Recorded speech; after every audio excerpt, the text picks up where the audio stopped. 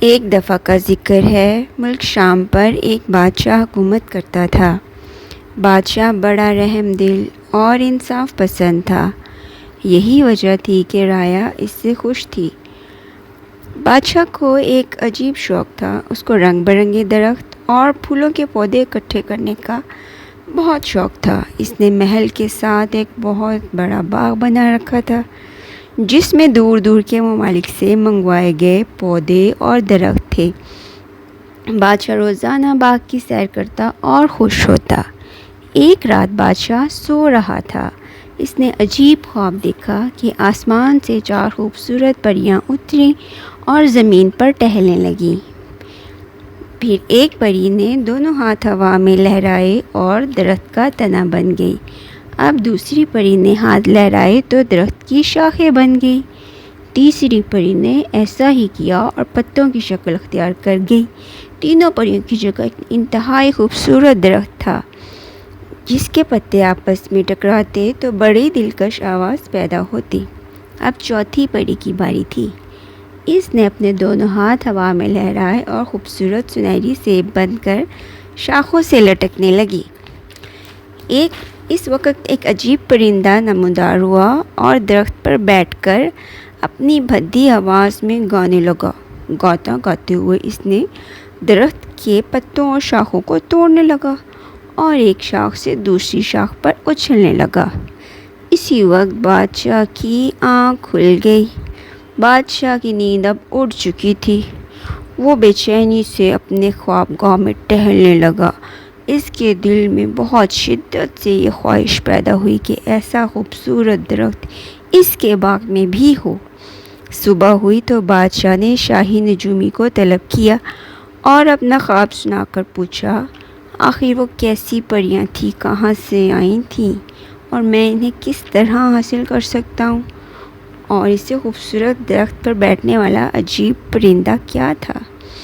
نجومی نے فوراً حساب لگایا اور بولا، جہاں پناہ کا اقبال بلند ہو، غیب کا علم تو اللہ پاک کو ہی ہے، مگر اس نے مجھے جو علم عطا کیا ہے اس کے مطابق وہ پریاں کوکاف سے آئی تھیں، اور وہ کوکاف میں ایک ظالم جادوگر، ڈھاگو جادوگر کی قید میں ہیں۔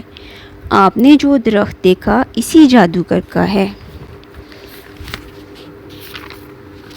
اسے مار کر پریوں کو حاصل کیا جا سکتا ہے۔ بادشاہ نے فوراً اعلان کروایا، جو بھی کوکاف جا کر ظالم جادوگر کی قید سے پریوں کو آزاد کروائے گا، اسے آدھی سلطنت دی جائے گی۔ بہت سارے لوگ اس کوشش میں گئے کہ وہ پریوں کو آزاد کروا سکیں اور آدھی سلطنت کے مالک بن سکیں، لیکن یہ کوئی آسان کام نہ تھا۔ جو بھی گیا وہ واپس پلٹ کر نہ آیا۔ جو بھی پریوں کی تلاش کے لیے گیا ان سب کو مار دیا۔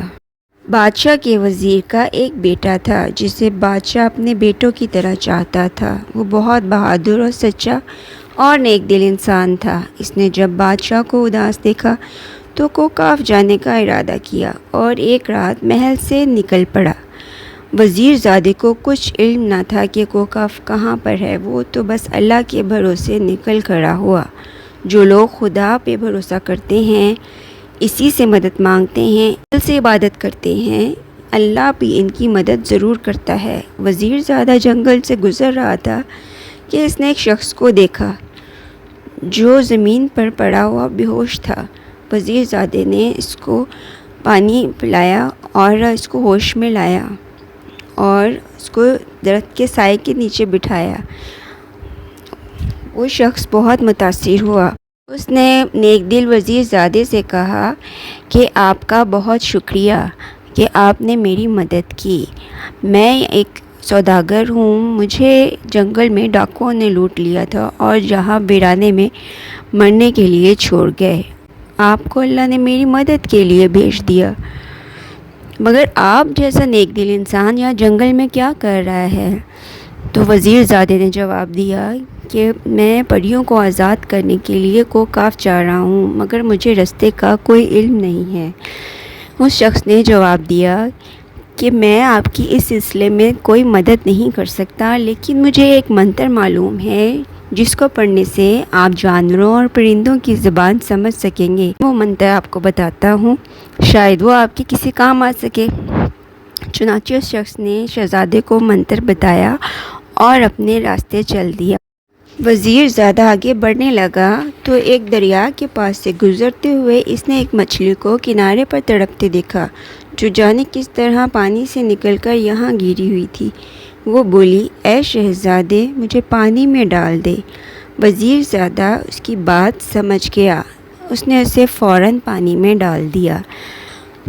مچھلی بہت خوش ہوئی اور اس نے خدا کا شکر ادا کیا اور زور سے بولی کہ میں آپ کے کسی کام اگر آ سکوں تو مجھے بہت خوشی ہوگی۔ اگر آپ کو کبھی میری ضرورت پڑے تو دریا کے کنارے آ کر بس آواز لگائیے گا، میں خدمت میں حاضر ہو جاؤں گی۔ یہ کہہ کر مچھلی پانی میں تیرتی ہوئی چلی گئی۔ شہزادہ بھی آگے بڑھ گیا۔ ابھی تھوڑی ہی دور آگے گیا تھا کہ اس کو چونٹیوں کی ایک فوج نظر آئی۔ چونٹیوں کی ملکہ چلائی زور زور سے کہ ٹھہر جاؤ، نہیں تو انسان تمہیں اپنے قدموں کے نیچے کچل دے گا۔ تو چونٹیاں پریشان ہو کر ادھر ادھر بھاگنے لگیں۔ شہزادے کو منتر کی وجہ سے ان کی آواز، ان کی بات سمجھ آ گئی۔ اس نے کہا کہ چونٹیوں سے بات کرتے ہوئے کہا کہ چونٹیوں تمہیں فکر کرنے کی ضرورت نہیں ہے، میں تمہیں کوئی نقصان نہیں پہنچاؤں گا۔ اتنے میں وہ ملکہ بڑی حیران ہوئی کہ شہزادے کو کیسے معلوم کہ میں نے کیا بات کی اپنی رایا سے، جو چنانچہ وزیر زادے کی نیک دلی سے بہت خوش ہوئی۔ اس نے وزیر زادے کو کہا کہ اگر کبھی تمہیں ہماری مدد کی ضرورت ہو تو ضرور بتانا، ہم یہاں پاس میں ہی رہتی ہیں۔ وزیر زادہ اپنے راستے چل دیا۔ ابھی وہ تھوڑی ہی دور آگے گیا تھا تو اس کو ایک نیک بزرگ ملے۔ بزرگ اللہ کی طرف سے ہی بھیجا گیا ایک تحفہ تھے۔ انہوں نے شہزادے کو ایک چادر پیش کی اور کہا کہ جب یہ چادر اوڑھ لو گے تم ظالم جادوگر کو نظر نہیں آؤ گے اور تم اس پہ جیسے چاہو حملہ کر سکو گے اور اللہ پاک تمہاری مدد کرے گا۔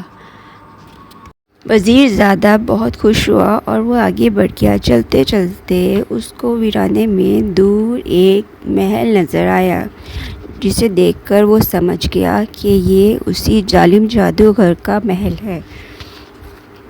وہ محل کے اندر اس نے چادر اوڑھی اور وہ محل کے اندر چلا گیا۔ ہی وہ اندر داخل ہوا تو جادوگر کی مینا چلانے لگی، خبردار خبردار دھماکو جادوگر، خبردار، ایک انسان ہمارے محل میں داخل ہو چکا ہے۔ اتنے میں ظالم جادوگر چوکنا ہو گیا، وہ ادھر ادھر دیکھنے لگا، لیکن چادر کی وجہ سے وہ وزیر زادے کو دیکھ نہیں پا رہا تھا، اس کو نظر نہیں آ رہا تھا کہ وہ کہاں پر ہے۔ اسی کا فائدہ اٹھاتے ہوئے وزیر زادے نے پیچھے سے جا کر اس پہ حملہ کیا اور اس کو مکوں اور لاتوں کی بارش کر دی اور اپنی کمر پر باندھے خنجر سے اس کو ہلاک کر دیا، اور اس طرح اس نے پریوں کو آزاد کروا لیا۔ پریاں اب آزاد ہو چکی تھیں۔ وزیر زادے نے اپنی چادر اتاری اور ان کے سامنے ظاہر ہو گیا۔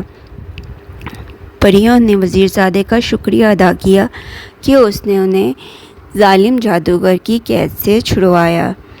ان میں سے ایک چھوٹی پری بولی کہ ہم تمہارے ساتھ نہیں جا سکتے جب تک تم ہماری 2 شرطیں پوری نہ کر دو۔ وزیر زادے نے پوچھا وہ شرطیں کیا ہیں؟ پری نے اتنے میں اپنی انگوٹھی اتاری اور پاس بہتے دریا میں پھینک دی اور اس کو کہا کہ یہ انگوٹھی تلاش کرو، ہم کل صبح تمہارے پاس آئیں گے، اگر تمہیں انگوٹھی مل گئی تو ہم تمہارے ساتھ جانے کو تیار ہیں۔ اور اس کے بعد وزیر زادے نے پانی میں غوطہ لگایا اور انگوٹھی تلاش کرنے کی کوشش کی۔ ادھر ادھر بہت اس نے دریا کے بہتے پانی میں تلاش کرنے کی کوشش کی انگوٹھی کو، لیکن انگوٹھی نہ مل سکی، کیونکہ یہ تو ناممکنات میں سے تھا، دریا کے بہتے پانی سے انگوٹھی نکالنا کوئی آسان کام تو نہ تھا۔ آخر وزیر زادہ تھک ہار کر بیٹھ گیا۔ اچانک اسے خیال آیا کہ مچھلی نے اس کی مدد کرنے کا کہا تھا۔ اس نے زوردار آواز لگائی اور مچھلی کو پکارا۔